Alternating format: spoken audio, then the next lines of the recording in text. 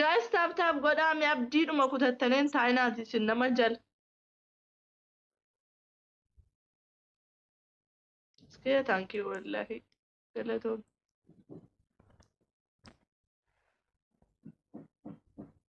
Iskee keenya obboleetti caaltuudha moo isa iskee siyattu? Iskee obboleessa caaltuuti dhugaa. Nabiibi. Follow deebisi jeen. Caaltuun faana kan baalla. Keessaanis si gaafadhaa iskee follow naa deebisi. Ammallee manuma hidhaa jiranii dheengadda isa jala taa'ee dhaggeeffachuu ture yeroo inni deebii ijoolleedhaaf deebisu. Rabbii dhumti baasu yeroo gabaabaatti malee. Ammallee hin baane. Hin baane ammallee. Okay, siif deebisaa jedheera. Rabbii yeroo gabaabaa keessatti baasee hunduma keenya gammachiisee sillee gammachiisu iskee koo dhugaa. Wallaahi akkaataa isaan itti qabaman santu itti akkanaa aarse wallaahi laazima.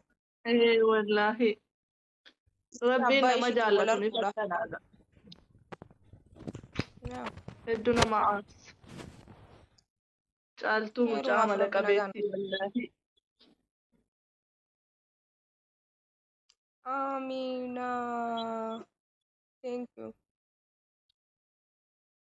Galatoom.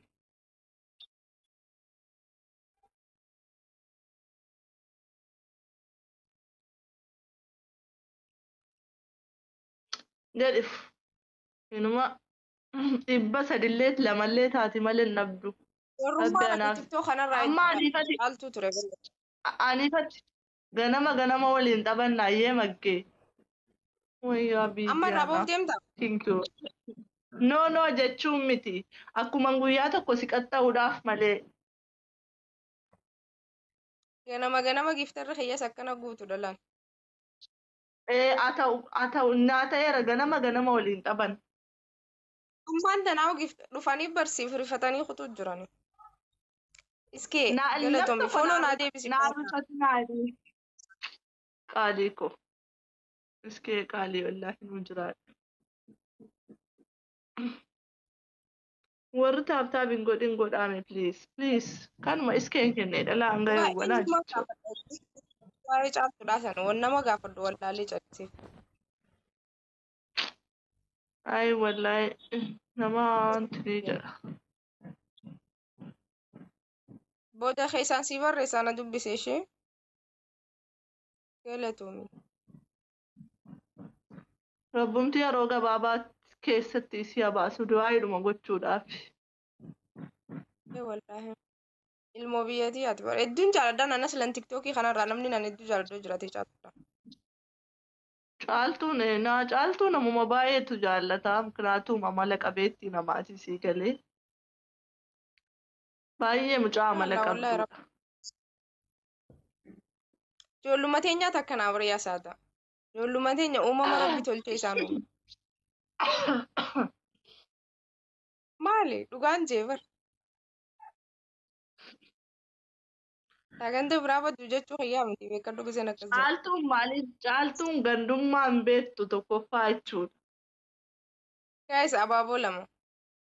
Bara uumamuma ijoolleen teenya akkana giseen siin jiru hundumti keenya gandummaan beeynu. Nama waliin gaa'is abaaboo lama. Abaaboo nuuf kennaa gaa'is abaaboo lama. Maggeen gandummaa beekti argitanii. Wallaahi gandummaan beeynu. Uumamumatti gandummaan beeynu. Abaaboo lama naaf kennaa gaa'is. Qashti galatooma. Naanii fi qashti galatooma islatti. Wayi. Galatoomi naanii. Namni biraa abaaboo tokko qananii malee qananii koo galatoom. Keenkoo qananii koo akka keetti banameera. Galatoomi giftii kee. Guys, double. Amma yoo simoo adde. Takkaayoon ammoo inni baana ishee. Waan isin jeesan godhaa keessaa lakkoofsa barreessime. Si barreessa'ee. Sila si barreessa'ee irraa fadhe wallaahi. Naa barreessi yalla.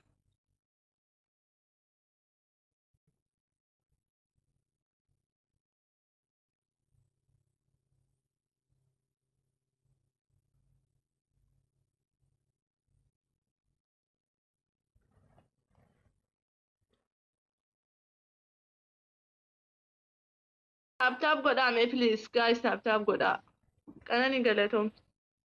Taap godhaa. Qananii Ooroo Arsii Abid. Warri kaan Ani taap godhaa galatoome. please. Nama 27 jirtu taap godhaa. Yaa Rabbi giiftara fidi ka'eetime akkuma maggii tokkitti dhuma qaxxa'ee ba'uudha. Ani waanuma tokko hin barbaadu tokko duwwaa qaxxaana. Silaa jechuudha waanuma ajaa'ibaa jechuudha isiniif qaxxa'a. Ziyaar galatoome Abiibii ziyaar jirtaa? Kunyee oo waanuma ajaa'ibaa Ani isinii qaxxa'a. maal na qaxxaate sila? Mee qoyka dura na argadhaa Yaasin waa. yaasin kuma na mee mucoo kana qaxxa'uu barbaada. Geemara taate maal gonaree kaayiroo keessa jirra? Kuma naa guuti ati ammaan tana qaxxa'uu barbaadani.